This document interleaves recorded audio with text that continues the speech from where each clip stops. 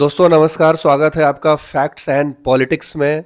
क्या नीतीश कुमार फिर से चेहरा होंगे एनडीए का बिहार के विधानसभा चुनावों को मद्देनजर रखते हुए? क्या नीतीश कुमार को ही आगे करके भाजपा बिहार का विधानसभा चुनाव लड़ेगी? ये बहुत सारे सवाल हैं जो आजकल मीडिया में चल रहे हैं।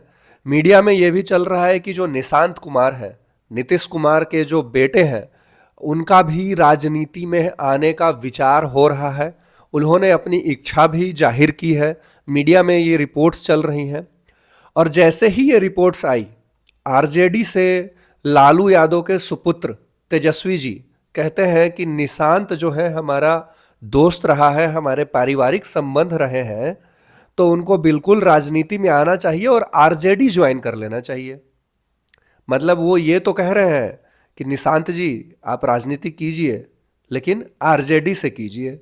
तेजस्वी यादव इस चीज़ का विरोध नहीं कर सकते हैं क्योंकि परिवारवादी राजनीति के सबसे प्राइम एग्जाम्पल में से वो लोग आते हैं। तो वो लोग कभी नहीं चाहेंगे कि हम विरोध करें, क्योंकि विरोध करेंगे तो एक सवाल उन पे भी उठेगा कि भाई आप भी अपने पिता की विरासत को आगे बढ़ा रहे हैं। चिराग पासवान ने कहा कि बिल्कुल वेलकम है, आना चाहिए, क्योंकि चिराग पासवान भी उसी विरासत से आते हैं जो परिवारवादी पार्टियां हैं, उसी से आगे आए हैं। लेकिन हाँ, एक बात मैं चिराग के लिए कह सकता हूं कि बाकी जितने भी परिवारवाद से निकले हुए नेता हैं आज की जनरेशन में, उसमें चिराग पासवान सबसे काबिल, सबसे होनहार और सबसे स्मार्ट। स्मार्ट का मतलब ये नहीं है कि लुक्स वाइज, दिमाग से, और सबसे पढ़ा लिखा, सबसे सुलझा, और मुझे लगता है कि सबसे ईमानदार नेता। मतलब रामविलास पासवान की अगर लीगेसी को कोई आगे बढ़ा रहा है और ऑनेस्ट तरीके से और अपने दिमाग को सही दिशा में ले जाते हुए, तो वो चिराग पासवान है। उन्होंने जब पोस्ट पाया और जब उनके सांसद इस बार जीत के आए, तो वो आसमान में नहीं उड़ रहे हैं। कुछ लोग एक दो सांसद में ही बावले हो जाते हैं, लेकिन वो आसमान में नहीं उड़ रहे हैं, बिहार की जनता के लिए और ग्राउंड लेवल पे काम कर रहे हैं। और जितना मैं उनका बात सुनता हूं, उसमें लगता है कि बिहार के लिए ना उस बंदे के पास कुछ विजन है, एटलीस्ट मुझे ऐसा लगता है। तो अब बात करते हैं नीतीश कुमार के चेहरे की। नीतीश कुमार को डर है कि जो महाराष्ट्र में हुआ है एकनाथ शिंदे के साथ, कहीं वो मेरे साथ ना हो जाए, तो इसलिए अब सुगबुगाहट चालू है कि भाई नीतीश जी को ना चेहरा बना दीजिए चुनाव से पहले, ताकि चुनाव के बाद भाजपा कोई बार्गेनिंग ना कर सके। हालांकि नीतीश कुमार कई बार मोदी जी के साथ मंच शेयर कर चुके हैं और मंच पे नीतीश जी कई बार ये कह चुके हैं कि अब हम इधर उधर कहीं नहीं करने वाले हैं, अब हम आप ही के साथ रहेंगे। जो जेडीयू के नेता हैं वो हुंकार भरने लगे हैं कि नीतीश कुमार की अगुवाई में ही चुनाव लड़ना है। दूसरा, सीटों का बंटवारा में पेच फंसेगा क्योंकि नीतीश कुमार ज़्यादा सीट चाहते हैं। हालांकि भाजपा की ही ये गलती है, जिन्होंने 2 विधानसभा पहले अगर मैं जाऊं तो नीतीश कुमार को ज़्यादा सीट दिया था। अब नीतीश कुमार उसी फॉर्मूले को हर विधानसभा में लागू करना चाहते हैं और करते आए हैं, और भाजपा मानती भी आई है। पिछली बार जब लोकसभा के चुनाव हुए तो भाजपा बहुत बड़ी पार्टी बन के निकली, और विधानसभा चुनाव में भी भाजपा बड़ी पार्टी बन के निकली, और नीतीश कुमार तीसरे नंबर की पार्टी बन गए। तो भाजपा के पास तोल मोल नेगोशिएशन करने का एक आंकड़ा मिल गया है, क्योंकि विधानसभा में भी वो नीतीश कुमार से आगे हैं और लोकसभा में तो है ही है।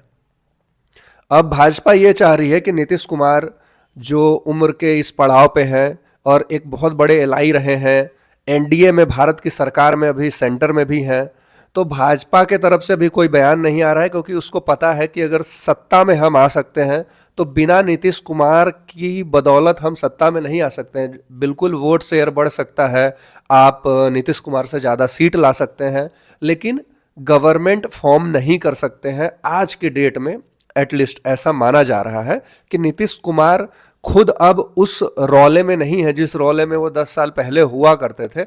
एक एज फैक्टर भी है। दूसरा सबसे बड़ा फैक्टर उनके साथ अच्छी बात क्या है पता है, कि वो बेदाग छवि के नेता है। आज तक कोई भी दामन पे दाग नहीं है, और कुछ एलिगेशन लगे भी हैं तो वो प्रूफ नहीं हो पाए हैं।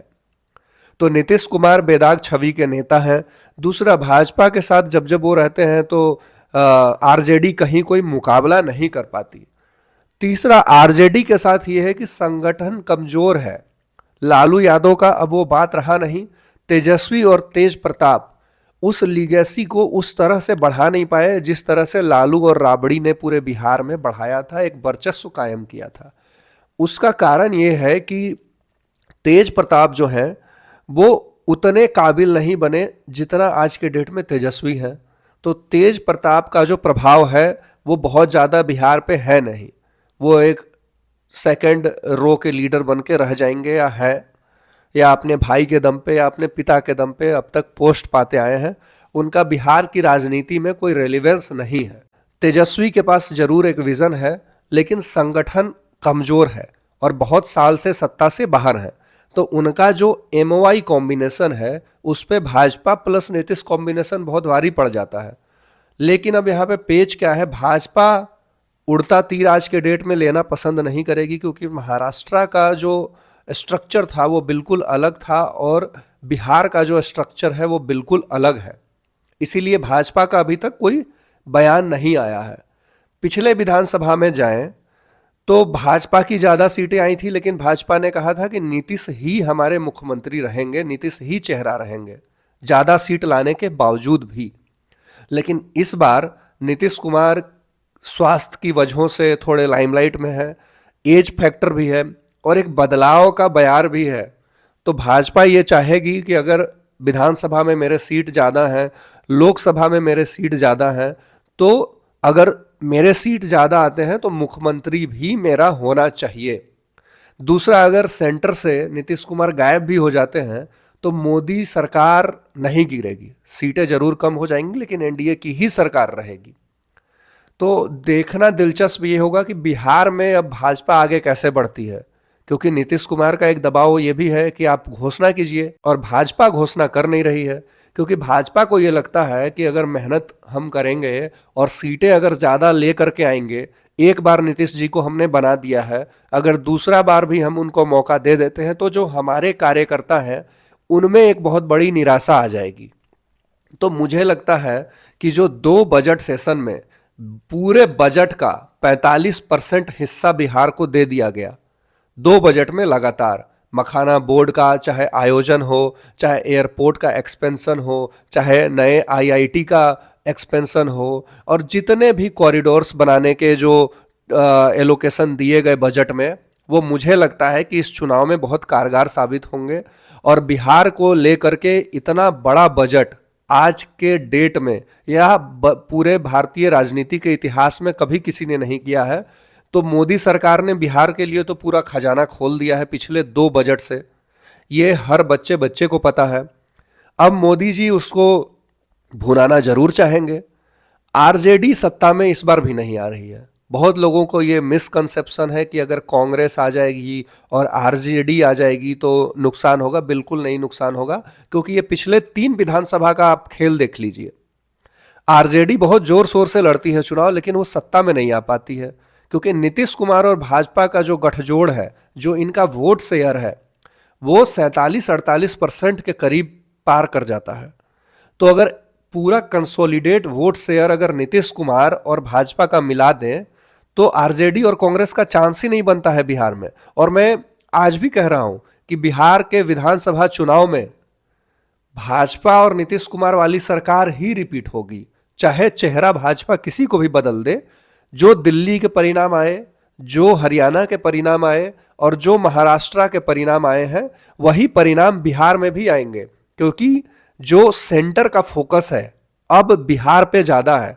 पिछले 2 बजट से जो बजट में घोषणाएं की हैं, ये मोदी ने पूरा का पूरा मॉनिटर किया है इस बजट को, और नरेंद्र मोदी जी के विजन को ही निर्मला सीतारमन ने वहां रखा है। तो अगर इतना इन्वेस्टमेंट सेंटर कर रही है बिहार में, तो उसको वो जरूर कैश करना चाहेंगे। और मैं देख रहा हूं दूसरे स्टेट वालों की फटी पड़ी है, उनको बहुत जलन हो रहा है कि बिहार को इतना क्यों दे दिया, जब यही बिहारी आपके स्टेट में जाके आपकी इकोनॉमी को आगे बढ़ा रहे हैं। यही बिहारी लोग अपने टैलेंट से दिल्ली को दिल्ली बना रहे हैं, बेंगलोर को बेंगलोर बना रहे हैं। क्योंकि आप आईएएस देख लो, आईपीएस देख लो, चाहे कॉरपोरेट सेक्टर देख लो, हर जगह बिहार के लोग हैं, क्योंकि बिहार में टैलेंट की कमी कभी नहीं रही है। बिहार में बस कमी रही है तो गवर्नेंस की, इन्वेस्टमेंट की, उसको एग्जीक्यूट करने की, ये चीज कमी रही है। तो जो अब पार्टियां जो पहले आई, वो तेल पिलावन लाठी प्रचार करते थे, तो कोई चारा खा जाता था, तो कोई मतलब अलग अलग किस्म के घोटाले कर दे रहा है। कभी पुल का निर्माण हुआ नहीं लेकिन उसके निर्माण में फंड्स रिलीज कर दिए गए। तो ऐसे ऐसे घोटाले होते आए हैं, वरना बिहार बहुत एक सक्षम स्टेट रहता। दिक्कत वहां पे क्या है कि वहां पे गवर्नेंस की कमी शुरू से रही है। नीतीश जी भी हैं, लेकिन वो गवर्नेंस सिर्फ शिक्षा में दे पाए, सड़क में दे पाए, क्योंकि ऑलरेडी बिहार इतना पीछे जा चुका था कि उसको मेन स्ट्रीम में लाने में ही 10-15 साल किसी भी सरकार को निकल जाते। तो नीतीश कुमार के आने से गर्ल चाइल्ड एजुकेशन में एक बहुत बड़ा डेवलपमेंट बिहार में आया, सड़कों के निर्माण में एक बहुत बड़ा डेवलपमेंट में आया, और सबसे बड़ा सुधार जो हुआ वो क्राइम में आया। क्राइम को नीतीश कुमार ने बिहार में डाउन कर दिया। तो नीतीश कुमार एक चेहरा तो है, लेकिन वही होता है कि समय के साथ बदलाव भी जरूरी होता है, एक एज फैक्टर भी होता है, एक पॉपुलैरिटी भी होती है।